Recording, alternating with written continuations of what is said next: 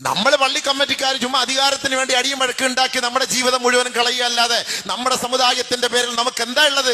കുറെ ഓഡിറ്റോറിയം ഉണ്ട്, കുറെ ചെമ്പുകൾ വാടകയ്ക്ക് എടുക്കും, കുറെ ടാർപ്പാളിൻ വാടകയ്ക്ക് എടുക്കും, കുറെ കസേര വാടകയ്ക്ക് എടുക്കും. എല്ലാ പള്ളികൾക്കുള്ള ഒരു വരുമാനം അതാണ്, കുറെ വരുമാനം. എന്നിട്ട് ഓരോരോ മാസങ്ങൾ വരുമ്പം ആ മാസത്തിന്റെ പ്രത്യേകത അനുസരിച്ച് 10 എമ്പ് ബിരിയാണി, 20 എമ്പ് ബിരിയാണി, 30 എമ്പ് ബിരിയാണി, 10-15 ലക്ഷം രൂപ തിന്ന് തിന്ന് തിന്ന് ഇവൻ നശിപ്പിച്ചു കളഞ്ഞു. സമുദായം മൊത്തം പഴച്ച് പോയിക്കൊണ്ടിരിക്കുകയാണ്. ഇവന്റെ തീറ്റി ഒടുക്കത്തിലും ഖിയാമത്ത് നാൾ വരെയും തീരൂല.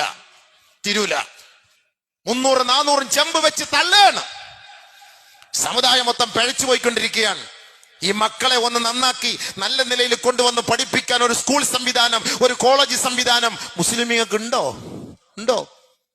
പണം ഉണ്ടാക്കാൻ വേണ്ടി അവൻ കുറെ ഫ്ലാറ്റുകൾ ഉണ്ടാക്കിയിട്ട്, അവൻ കുറെ കോംപ്ലക്സുകൾ ഉണ്ടാക്കിയിട്ട് അവനും അവന്റെ കുടുംബത്തിനും തിന്നാവുന്നതല്ലാതെ സമുദായത്തിന് എന്താ ഗുണം നിന്റെ പണം കൊണ്ട്? 10 കോടീശ്വരന്മാരെ വിളിച്ച് ഒരു കസേരയുടെ മുന്നിൽ, ടേബിളിന്റെ മുന്നിൽ ഇരുത്തിയിട്ട് ജമാഅത്തിന്റെ ഭാരവാഹികൾ അവരോട് സംസാരിക്കുക, എടുക്കടാ 10 കോടി രൂപ, നീ അതിന് പൈസ വാങ്ങിക്കോ, കോളേജ് നടത്ത്, സ്കൂൾ നടത്ത്, ഫീസ് വാങ്ങിക്കോ, ഫ്രീ ആയിട്ട് ആരെയും പഠിപ്പിക്കണ്ട, നീ വരുമാനം അതിലുണ്ടാക്കിക്കോ.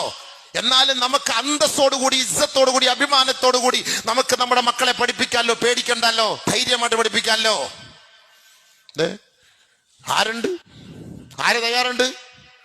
എല്ലാം അവനവന്റെ കാര്യം. രാവിലെ പോവുക, കട ഉറക്കുക, ചാപ്പാടുണ്ടാക്കുക, കാശുണ്ടാക്കുക, വൈകിട്ട് വരിക, തിന്നുക, അവനവന്റെ മക്കളും എല്ലാം കൂടെ ചേർന്ന് അൽഫാമും ഷവായും അന്നുണ്ടാക്കിയത് മൊത്തം അടിച്ച് കയറ്റുക, തീർക്കുക. Input output, input output, input output. ഇത് തന്നെ സമുദായം പിഴയ്ക്കുന്നതോ, അവൻ നശിച്ചു പോകുന്നതോ, പെണ്ണ് പിഴച്ചു പോകുന്നതോ, സമുദായത്തിനെ കരിവാരിത്തേക്കുന്നതോ, ഇതൊന്നും നമ്മുടെ മുന്നിൽ പ്രശ്നമല്ല, ഒന്നുമല്ല.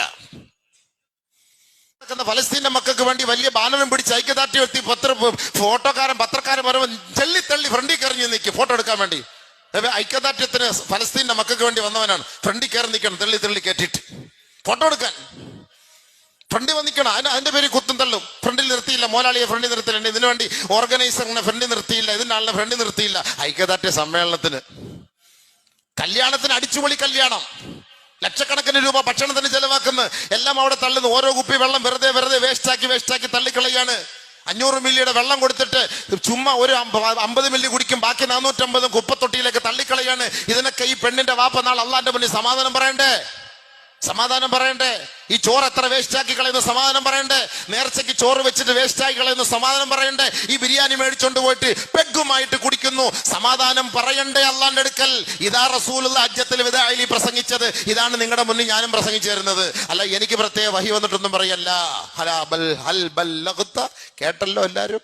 റസൂലുള്ള ചോദിച്ച പോലെ ഞാനും ചോദിക്കാൻ.